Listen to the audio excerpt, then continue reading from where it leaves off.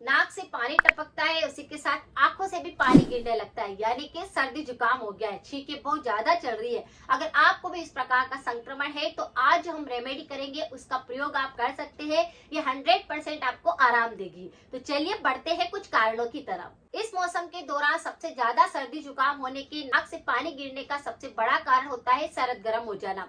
अगर आप गर्म वस्तु खा करके ठंडा पानी भी पी लेते हैं तो सरद गर्म हो जाता है, या फिर अगर आप बहुत ज्यादा पसीने में भीगे हुए हैं और कुछ ठंडा आपने खा लिया होता है तो भी सरद गर्म हो जाता है। तला हुआ खाने के साथ में भी पानी का सेवन कर ले तो भी आपको सरद गर्म होने लगती है। तो कई ऐसे कारण होते हैं जिसकी वजह से सरद गर्म होने लगती है। मौसम बदलता है, एकदम से बारिश आ रही होती है तो भी सरद गर्म या फिर नाक से पानी गिरने की समस्या होने लगती है, जिसकी वजह से काफी लगातार छींकें चलती रहती है, नाक बंद होने लगते हैं या फिर नाक से पानी गिरता रहता है। किसी भी प्रकार का अगर आपको इस प्रकार का इन्फेक्शन लग रहा है तो यहाँ पर हम 3 तरह की रेमेडी करेंगे, जिसे करने के बाद आपके नाक में से जो पानी टपक रहा है वह बिल्कुल सही हो जाएगा। सबसे पहला उपाय है कि नाक की सफाई करनी है। जैसे ही आपको लगता है कि नाक में से थोड़ी थोड़ी खुजली चल रही है, नाक के अंदर आपको ऐसा लग रहा है कि पानी आ रहा है, आपको ऐसा लग रहा है कि कफ बलगम जमने लगा है, छींकें बहुत ज्यादा चल रही है, तुरंत आपको नाक की सफाई करनी है। उसके लिए क्या करना है, यहाँ पर कोई इन्फेक्शन हो गया है बैक्टीरिया का, जिसकी वजह से आपकी दिक्कत हो रही है। आपको सबसे पहले थोड़ा सा पानी गर्म करने के लिए रखना है। उसके अंदर आपको नीम की कुछ पत्तियों को साफ करके धो करके डाल देना है। जब पानी अच्छे से बॉईल हो जाए तो इस पानी के अंदर सेंधा नमक ऐड कर देना है और इसी पानी से आपको नाक की सफाई करनी है।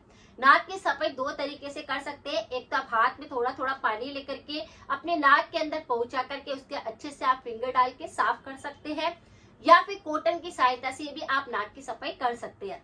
अगर छोटे बच्चों को इस प्रकार का संक्रमण हो रहा है तो थोड़ा थोड़ा सा कॉटन लेकर के आप गरम गरम अंदर इस तरह से पानी हल्का हल्का चला के साफ कर सकते हैं, तो नाक पूरी तरह से साफ हो जाएगा, तो बैक्टीरिया पूरी तरह से खत्म हो जाएंगे।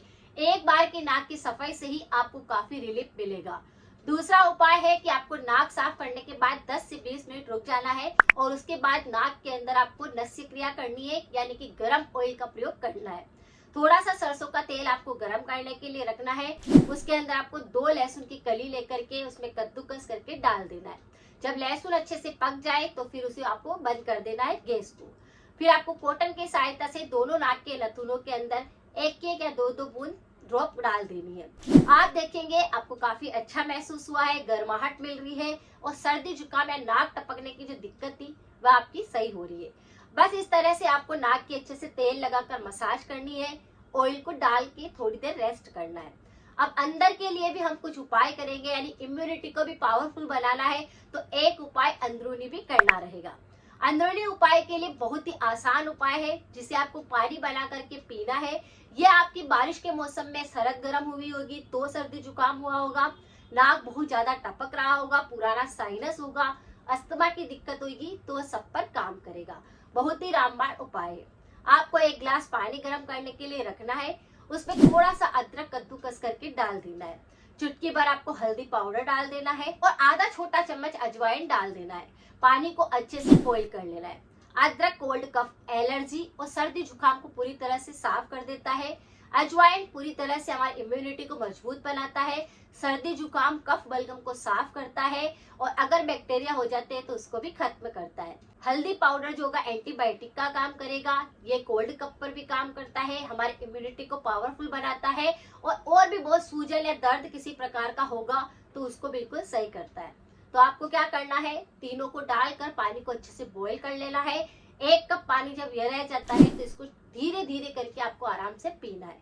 इस पानी को पीने के बाद अंदर से आप पूरी तरह से मजबूत हो जाएंगे, आपका इम्यूनिटी काफी स्ट्रॉन्ग बन जाएगा, सारे बैक्टीरिया खत्म हो जाएंगे और जो नाक से पानी टपक रहा था वह एक ही बार में आपका बिल्कुल सही हो जाएगा।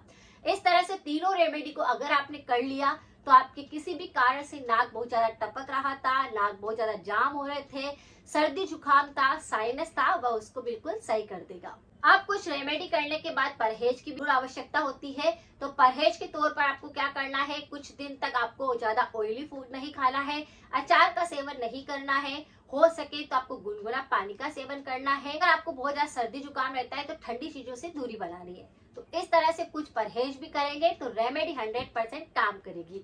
बच्चों को भी आप इस प्रकार से रेमेडी करके दे सकते हैं, उनको भी काफी आराम आएगा। अगर जानकारी कुछ यूजफुल रही है तो सभी के साथ जरूर शेयर करें। थ्रोट इन्फेक्शन पर मेरे काफी सारे वीडियो है, आप एक बार जाकर उनको भी चेकआउट करें।